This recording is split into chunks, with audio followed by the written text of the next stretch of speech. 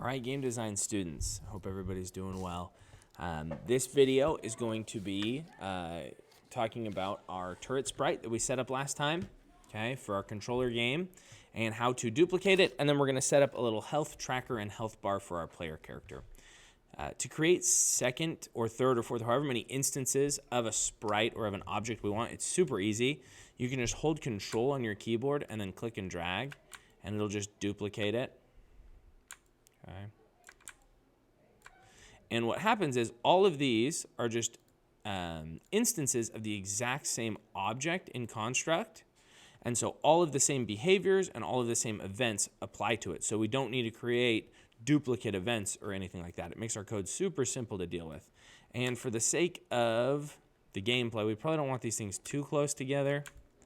We just want to make a few of them around here. Okay. If you put them too close together, then you're just dodging a million bullets and it makes it really hard. Okay. But now what we can do is we can fly around and just destroy them all. And right now, obviously, there's no pressure to really get hit because we don't have any sort of events. And I'm so good at my own game. Oh, and I ran out of ammo. So let's recharge. And I'm doing so good. This is incredible. The game that I made, I can't even play it. There we go. Look at that. Turn around. And just miss all my shots. I'm so good. Anyways, you see the point. But now there's all these sprites, and they still all fire at the player character because all those events of acquiring the target and shooting are already in there, and it's really just one sprite with multiple instances. Pretty straightforward. Now what we need to do is make this somewhat challenging for the player. And the way we're going to do this is the exact same way we did the laser charge. We're actually just going to go to our player. We don't need to edit the player at all. Go to our player. And we need to set up another instance variable. So we're going to add a new one. And this one, we're going to call it health. And I'm probably going to make it 15. I think that's just very arbitrary off the top of my head, but I think that'll work. So our health number is 15. And what we want to do is go to our event. Actually, what we want to do is take our player. Not like that. We want to add a new behavior. And this behavior is called flash. And there's no properties for flash. All it does is when we get hit, we can enable that flash, and it'll just give us a little feedback that our player was actually hit. So here we go. We're going to add an event, and we're going to say, not turret laser, sorry. No, it is turret laser. Yeah, I'm totally wrong. Turret laser on collision with another object, and in this case, that object is going to be our player. We want to add a couple of actions. Number one, we want to take our player character and we want to flash for like so it's going to turn on and off for 0.1 seconds for 1 second. Pretty straightforward. It just flashes really fast for 1 second. Easy money. Then we're going to take our player. Oop, I think if I just type instance, there we go. We want to set the value of our instance variable, our health, to player.health -1, meaning we'll have 15 shots that we can eat before we explode. Okay, done. Let's add a comment. This event causes the player character to flash and lose health when hit with a laser. Easy money. Okay, that is what your event should look like right there. Let's see. We need to add an event. Okay, so player character instance. We need to compare instance variable, and when our health equals 0, we need to destroy the player character. Pretty straight up. Add a comment. I know this seems maybe redundant to keep adding these comments, but it's important. So this event destroys our, if I can spell right, also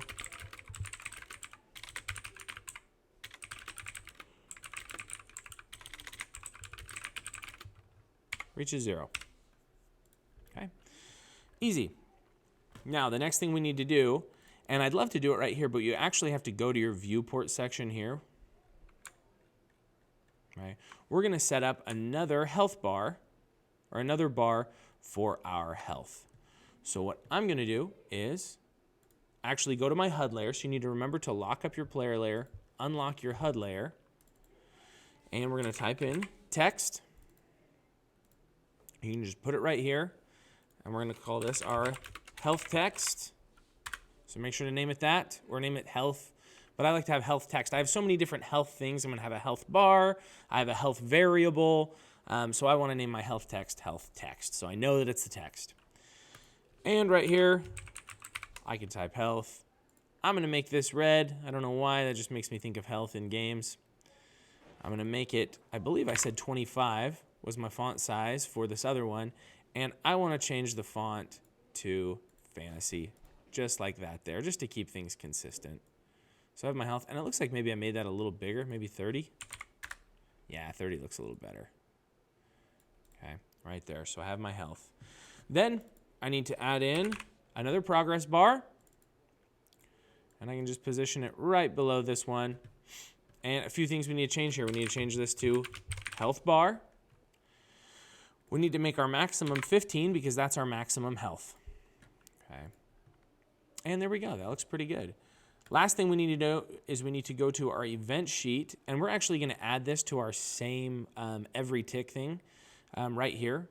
Every tick where our charge bar is set to our laser charge, we're actually going to do the same thing, and we're going to change our health bar, and we're going to set its progress to player.health.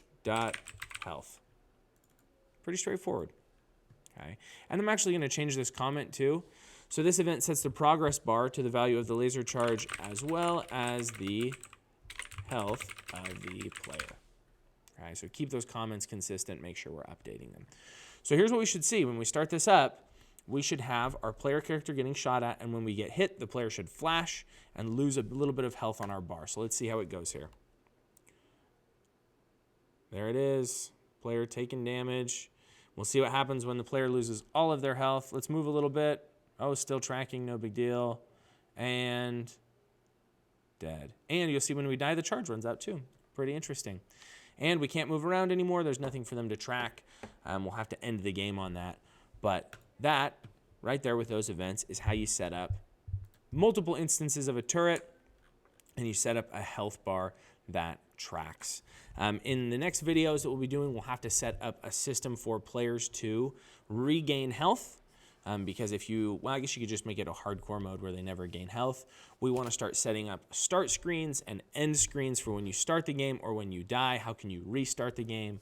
And then our game will be kind of finished up at that point. Maybe add in some sort of a score system for when you kill the different turrets. Maybe a respawn system. There's a lot of options, but we'll be finishing up this series with kind of making sort of a complete game. I hope this has been helpful, and I will see you guys in the next video. Bye.